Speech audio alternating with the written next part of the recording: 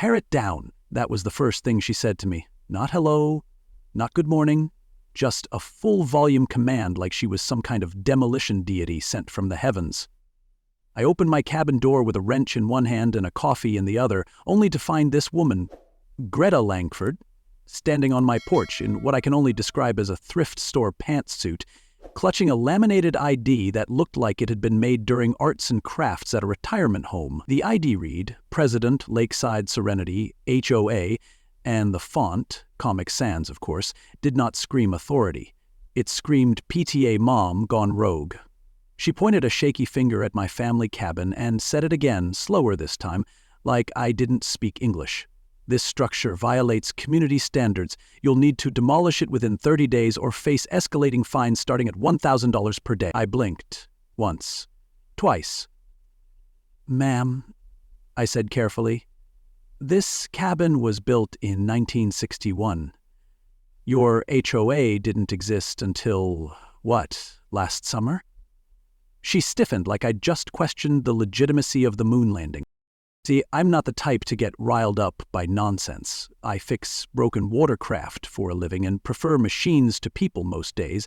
I inherited this cabin 5 years ago from my grandfather, Raymond Wren, the same man who originally owned most of the land around the lake before selling it off to build this community. This place isn't just my home.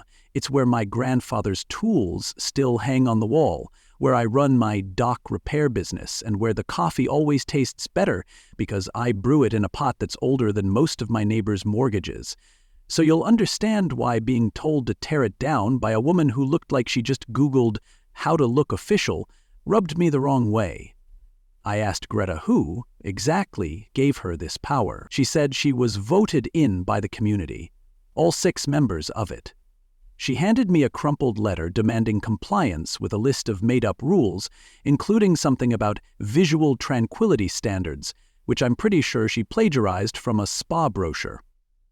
I almost laughed, but then I noticed something odd. Her hand was shaking. Now, I'm no lawyer, but I know a con when I see one. Greta wasn't just trying to enforce some abstract aesthetic ideal. She was obsessed with my cabin, like it physically offended her existence. Her clipboard, her shrill tone, her repeated threats about non-compliance repercussions, all of it felt rehearsed, like she'd been fantasizing about this confrontation for weeks. I asked her again when the HOA was formed. She dodged it, muttered something about recent reorganization, and stomped off muttering that I'd regret ignoring the law. That night I dug through public records, and sure enough, Lakeside Serenity HOA was registered exactly 4 months ago, with one founder listed, Greta Langford. She'd moved in around the same time. Now, if this was just about lake access, she could have brought it up like a normal human being, but the more I thought about it, the clearer it became. This wasn't about community harmony. It was about my cabin, my land. Something she wanted. And then came the email. Timestamped 11:04 p.m., subject line, final warning. The body of the message looked like a ransom note typed by someone with a hangover. She'd scheduled an emergency HOA meeting in her basement the next night to address what she called a growing safety threat to neighborhood cohesion. I wasn't planning to attend until I saw the attachment. A blurry photograph of my cabin, circled in red with the words, Danger Zone, written across it in all caps. I had to laugh.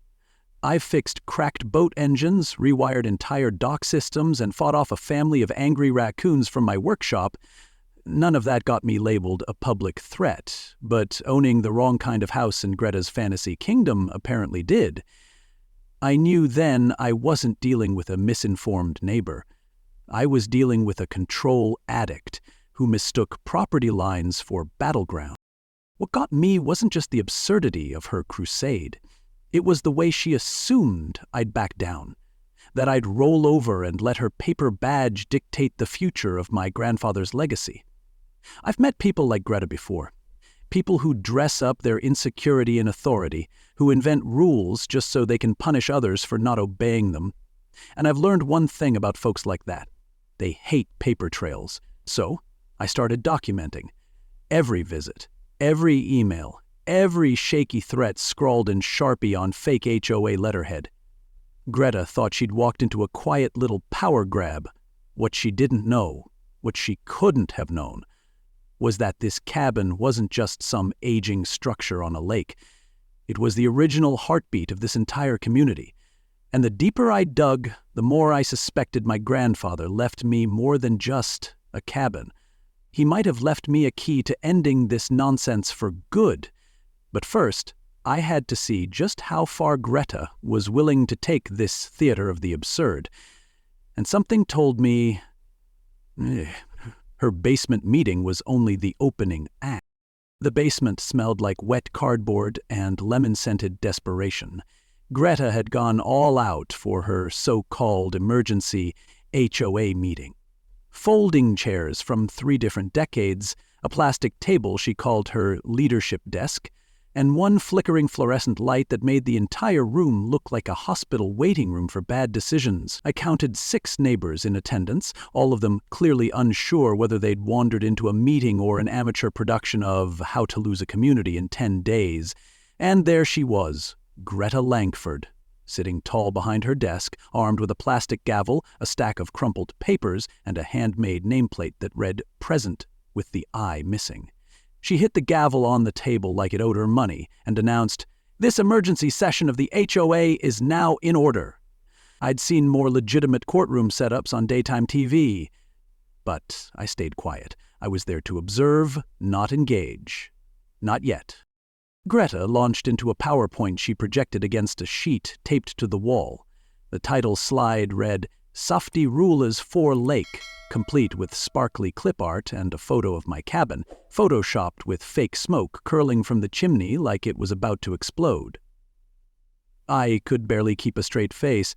"This is the structure that threatens our lake's harmony," she said dramatically, pointing at the screen with a fly swatter she was using as a makeshift laser pointer. Every slide was worse than the last. Typos, pixelated images, exaggerated claims. She described my cabin as a perimeter hazard with strong anti-social design language, whatever that meant.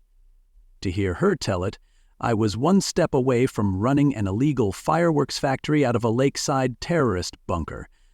I glanced around the room. Most folks looked too polite to interrupt, but there was a definite shift in posture, like we were all watching someone audition for a job that didn't exist. You could tell folks were wondering how this train got rolling in the first place, and, more importantly, who was going to stop it before it hit something real. About halfway through slide 7, titled Lake Danger Zone's Top 5 Threats, a thin hand went up. Mrs. Vera Penn, who I knew as the sweet widow from 2 cabins down, politely asked, "Has anyone besides you filed a complaint about Elliot's cabin?" It was the question hanging in the air since slide 1. Greta froze for a beat, her expression twitching like someone who'd just been caught forging a signature on a birthday card. "Prevention is leadership's duty," she barked, mispronouncing leadership in a way that made it sound like a new diet plan. Vera blinked, clearly unimpressed. Greta doubled down, saying, "We must act before disaster strikes. We can't wait for the cabin to combust or something." Combust? My cabin had survived 4 decades of Arkansas humidity without so much as a creaky floorboard. But here she was, pitching my porch like it was a ticking time bomb. You could feel the room shift again, this time toward disbelief laced with awkward loyalty. It's funny how silence can shout louder than words when everyone in the room's thinking the same thing. Then came the proposal. Greta held up a handwritten policy labeled Community Defense Regulation 1A. According to her logic, and I use that word loosely, any structure built before 1990 would now require an emergency safety audit by her appointed contractors, which just so happened to cost $12,000, 0 cents per property, paid in advance, no refunds, no appeals.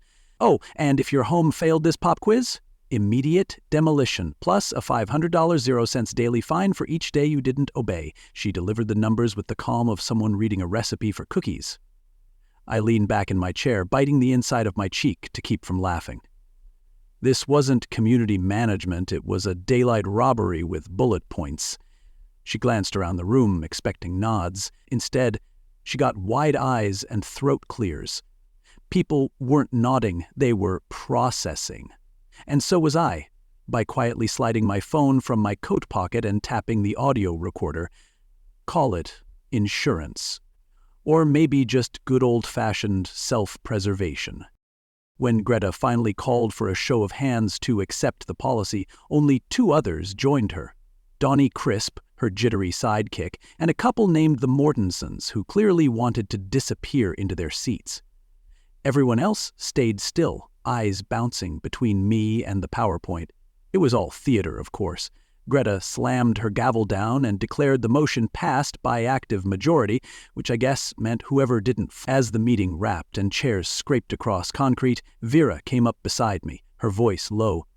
"I overheard her on the phone earlier today," she said, casting a glance toward Greta, who was packing up her projector like she'd just won a court case. "She was talking about turning your cabin into a lake rental. Something about making it the new anchor property." And just like that, the performance snapped into focus. This wasn't about rules. It was about revenue. My family cabin was never the problem. It was the prize. And if Greta thought this was her lake to profit from, well, she'd just picked the wrong shoreline. So now it made sense. Greta wasn't running an HOA, she was running a hustle. And my cabin was just the jackpot she had her eyes on. But if she thought a plastic gavel and a glitchy PowerPoint were going to scare me off my own land, she had another thing coming.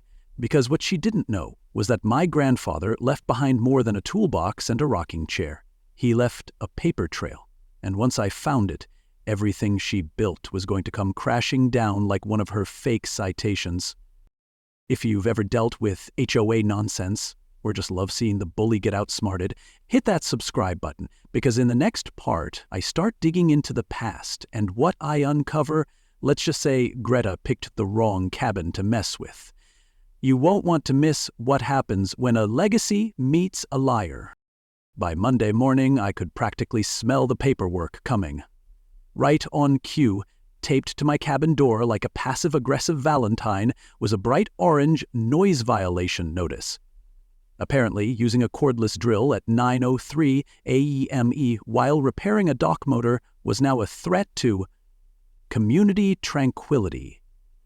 Greta's citation included a warning that repeat offenses could trigger HOA-sanctioned intervention. I didn't know what that meant, but I pictured her storming my cabin with a karaoke machine and a megaphone.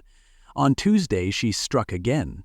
This time for unauthorized parking. My truck, mind you, was parked inside my own garage.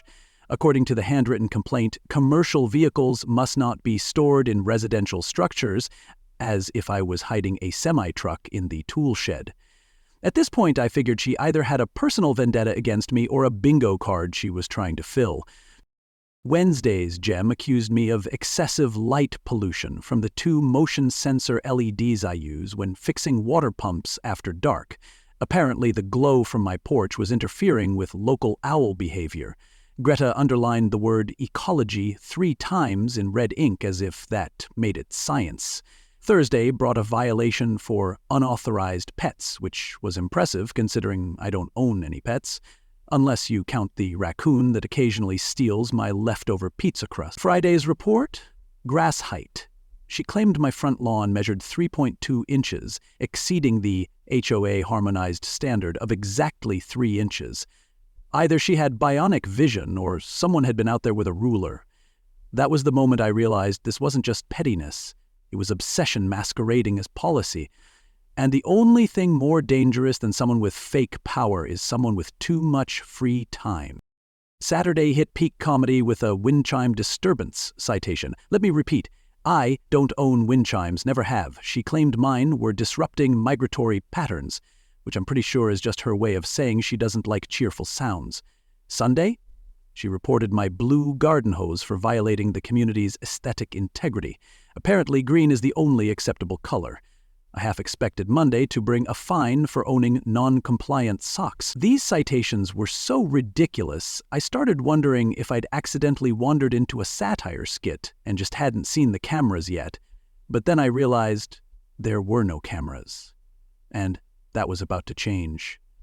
Because if Greta wanted to keep up the illusion that this was all legitimate, I was going to shine a light on the puppet show behind the curtain. I took one of my old bird feeders, gutted the inside, and installed a small action camera facing my lawn.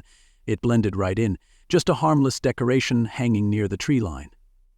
The next morning I reviewed the footage, and there he was, Donnie Crisp, tiptoeing through my yard at 6:47, AI wearing socks with sandals and holding a yardstick like it was sacred scripture. He crouched down next to my mailbox, measured a patch of grass, scribbled something in a spiral notebook, and then snapped a photo of my porch like he was casing it for an insurance ad.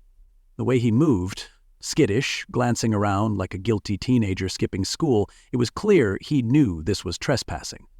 Or maybe he was just hoping I'd sleep through his little field trip. Either way, I had him. Video gold. The kind of evidence that turns a petty dispute into a public shaming. And Greta? She was about to find out her star enforcer wasn't exactly MI6 material. It was tempting to post the video immediately, but I held back. I wanted to understand the full picture first. Who was really behind this madness, and why now? That night, I went back into my workshop to dig through some old boxes of my grandfather's files, and that's when I found it.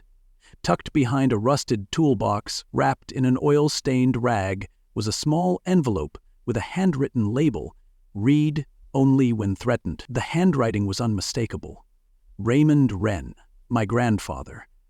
I held it in my hands for a long moment, feeling the weight of something bigger than code violations or hose colors.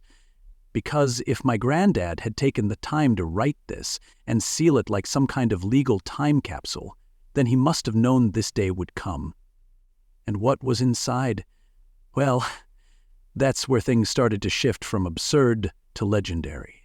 What was in that envelope wouldn't just help me fight back.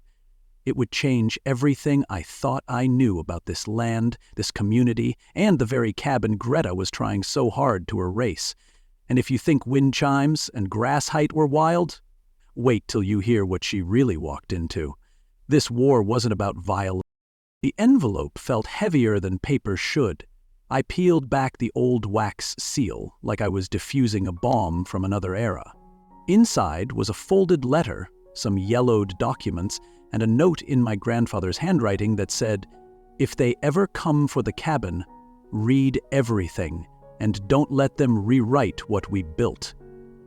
My throat tightened. I sat down at his old workbench, the same bench where I used to watch him whittle scrapwood into picture frames and explain the difference between lake water and tap.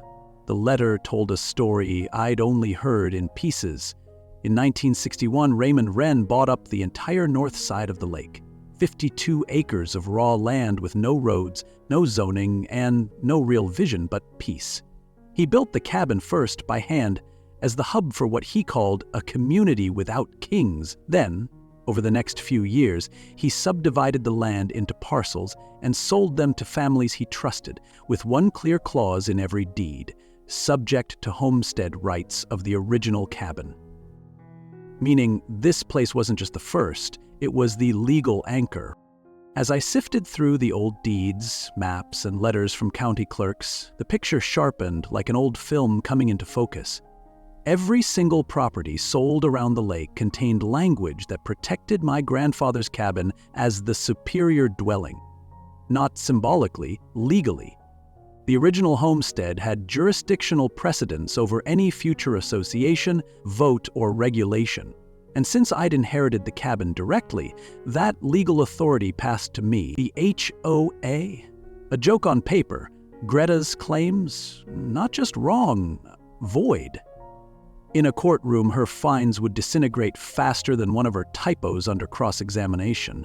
I leaned back, letting the weight of it all settle in. I wasn't just resisting her, I outranked her.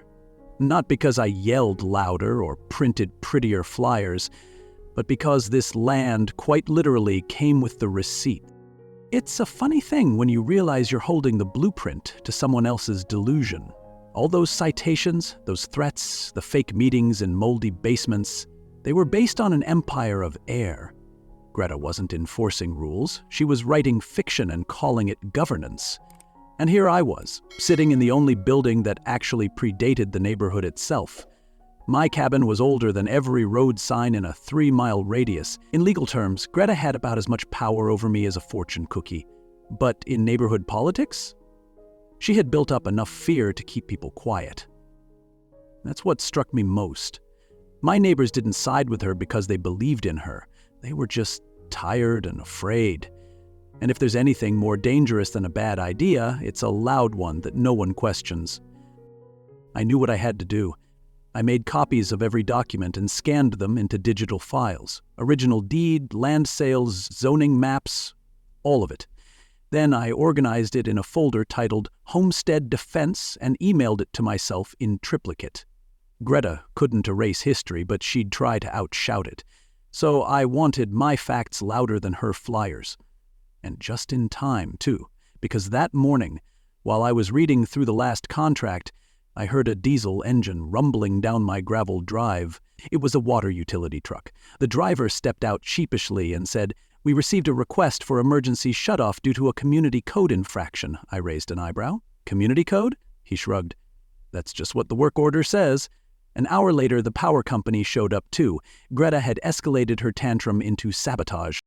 She didn't come in person. No, she sent an email with her usual flair for melodrama.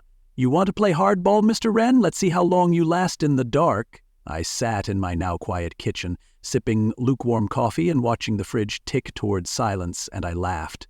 Not because it was funny, but because this woman really thought she could win by flipping switches. What she didn't know was my family had survived storms, blackouts, and far worse. And she'd just made one critical mistake. She turned a property dispute into a power struggle, and I had just found the fuse box to her whole operation. In the next chapter, she was going to learn the difference between building authority and borrowing it. And once the lights came back on, so would the reckoning. The Greta cut the water, killed the power, and thought I'd fold like a cheap lawn chair. But all she really did was flip the switch on a legacy she didn't understand. Because now I wasn't just defending my cabin, I was defending the truth, with the law on my side and 60 years of history behind me. If you think losing utilities was the worst of it, stick around, because in the next part, I fight back with wood, wit, and one very public message that turns the whole neighborhood on its head. Don't forget to subscribe so you don't miss what happens when the real owner of the lake draws the line, literally. There's something therapeutic about building a fence by hand, especially when the person you're defending against is armed with nothing but paper threats and an overinflated sense of authority. I spent an entire Saturday carving post holes into the hard Arkansas clay, sweating out every ounce of frustration Greta had bottled up in me over the past few weeks. The fence wasn't just for privacy. It was a message, big, bold, and carved right into the oak beam that faced the main road. Homestead line, built before you were born. I didn't need to yell. I just needed my truth to stand upright and cast a shadow longer than Greta's clipboard ever could. And judging by the way passing neighbors slowed their walk to stare at that message, it was working, because fences don't just keep people out. They define what's been yours all along. I wasn't done yet. I called in a local muralist, Sarah Caldwell, a neighbor's niece who'd heard about my story through the grapevine. She showed up with a backpack full of brushes, a free spirit, and eyes that burned with quiet rebellion.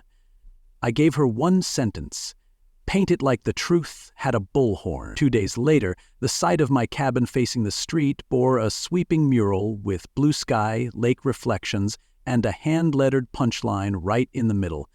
Cabin, 1961. No-ho, never. It was poetic, rebellious, and impossible to ignore. Neighbors stopped to take photos. One posted it online with the caption, "Finally, someone said it." By sunset, the photo had been reshared dozens of times across local forums and neighborhood apps. That mural didn't just catch attention, it lit a fuse.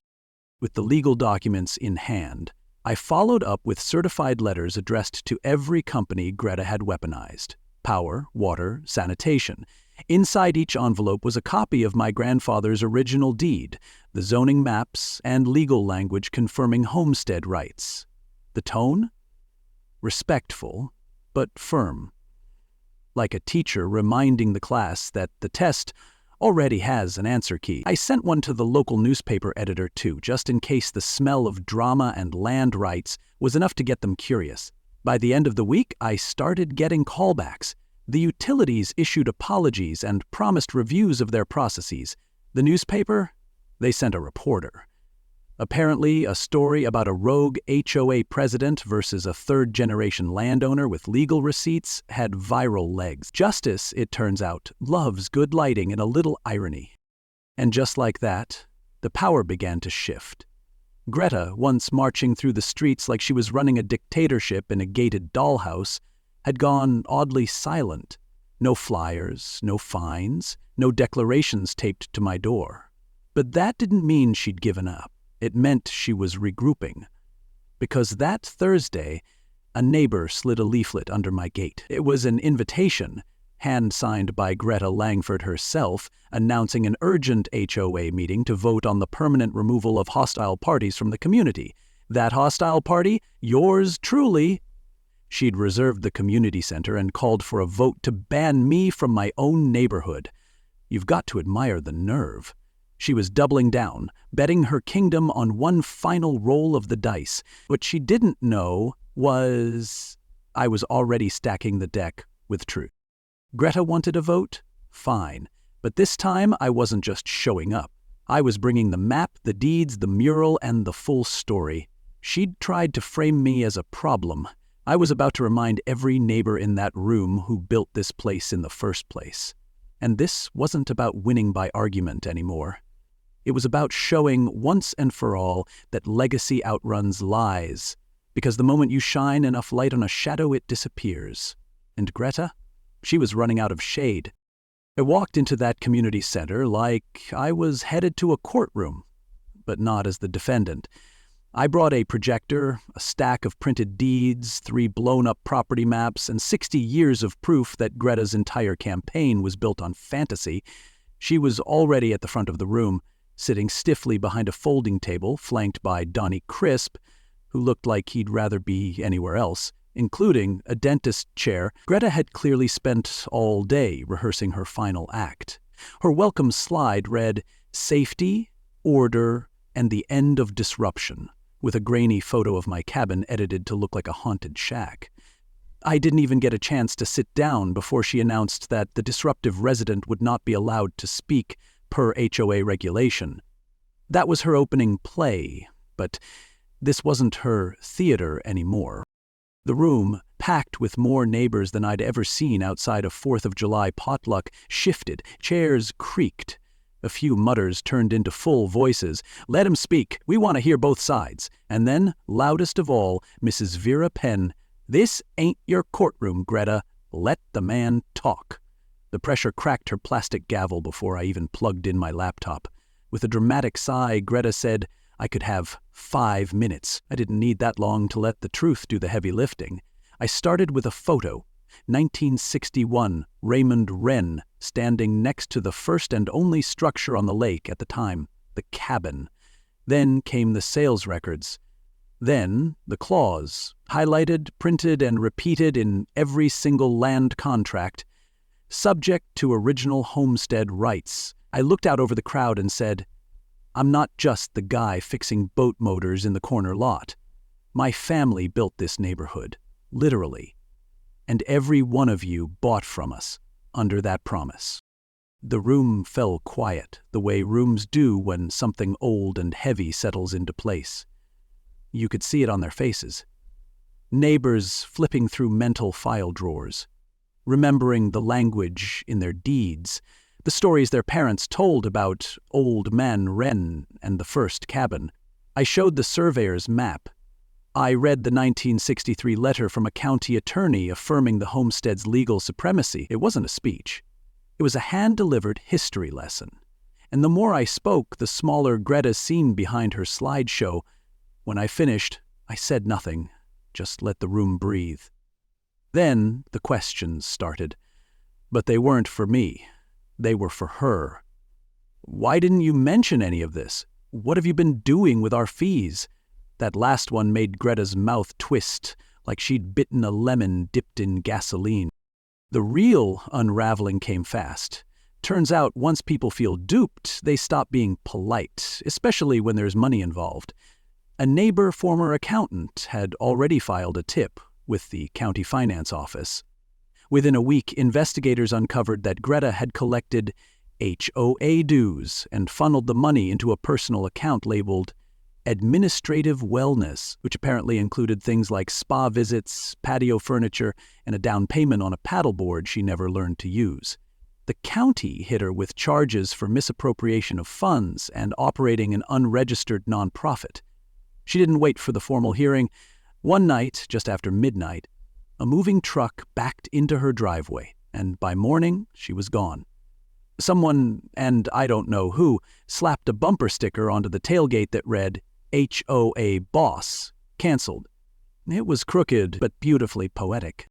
The cleanup was quick. Donnie Crisp, to his credit, stood up at the next neighborhood gathering, one hosted not by Greta but by Vera, and gave a real apology. Said he was scared, manipulated, and ashamed. We believed him, not because he sounded perfect, but because he sounded exhausted. Vera was nominated treasurer by unanimous vote. No one else even ran. That weekend, I hosted a Unity BBQ by the water. Kids ran down the dock, burgers sizzled, and for the first time in months, nobody was peeking over fences. I unveiled the dock I'd built myself, painted white and carved with the words, "For all who respect the lake." It wasn't about winning. It was about resetting and letting everyone know this place wasn't about fear. It was about legacy and shared peace. A drama ever made you build a fence or file a lawsuit? Drop your story in the comments, because this one ended well, but most don't. And if you enjoyed seeing a fake authority get dismantled with facts, legacy, and just a little sass, go ahead and subscribe to this channel. We've got plenty more stories where the bully doesn't get the ending they expected. And trust me, this cabin, still standing, still mine, still home. And as I sit here now on the edge of that dock I built with my own 2 hands, watching the sun dip low over the lake my grandfather once called a slice of forever, I realize something. This was never just a story about HOA madness. It was a story about truth outlasting noise, about legacy standing tall against pretense. Greta came in swinging with paper rules and plastic power, but she forgot one thing. You can't evict history. You can try to bury it under made-up fines and Comic Sans authority, but the truth has roots, and mine go 60 years deep, with every deed, every beam, and every neighbor who finally remembered who built this place in the first place. In the end, the fence wasn't just wood. The mural wasn't just paint. They were reminders that sometimes the strongest defense isn't anger or aggression, but clarity, knowing where you stand, and standing there anyway. When you hold the truth, you don't need to shout. You just need to show up. And that's the lesson I hope this story leaves you with. Don't let noise intimidate you from your own ground, whether it's an HOA tyrant, a toxic boss, or anyone trying to rewrite your worth. Facts and dignity go further than any gavel ever could. If this story hit home, if it made you laugh, made you nod, or made you remember your own HOA horror story, drop a comment below. I'd love to hear how you handled your Greta.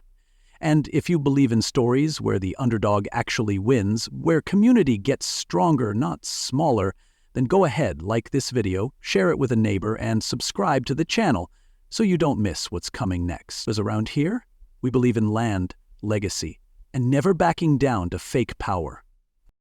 Until next time, friends, hold the line, keep the paperwork, and remember, cabins may be small, but they sure can raise hell when they need to.